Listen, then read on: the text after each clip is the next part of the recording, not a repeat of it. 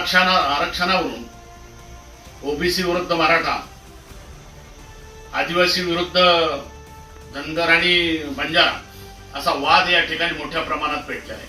त्याच सरकारनं हैदराबाद गॅजेटच्या बाजूने त्या ठिकाणी निर्णय दिल्यामुळं या राज्यातला मायक्रो ओबीसी 12 बलुतेदार हा सामाजिक, शैक्षणिक, आर्थिक आणि राजकीय मोठा संकटात त्या ठिकाणी आलेला आहे.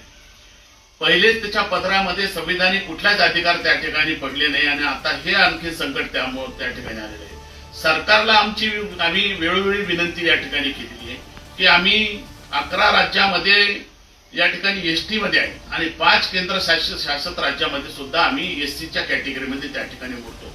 मग सरकारकडे आम्ही वेळोवेळी संघटना म्हणून या ठिकाणी मागण्या केल्या, वेळोवेळी आंदोलनं त्या ठिकाणी केली, पण सरकारनं आम्हाला त्या ठिकाणी काही दाद दिली नाही.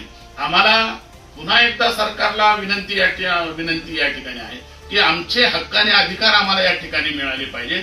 सरकारनं जर आता त्या ठिकाणी हाक दिली नाही किंवा आमच्या हक्क आंदोलनाला त्या ठिकाणी प्रतिसाद दिला नाही तर भविष्यातली रणनीती ठरवण्यासाठी धोबी आणि न्हावी समाज एकत्र बसून येणाऱ्या या आरक्षणाच्या लढ्यामध्ये रणनीती त्या ठिकाणी ठरवण्याची भूमिका आम्ही या ठिकाणी घेणार आहोत.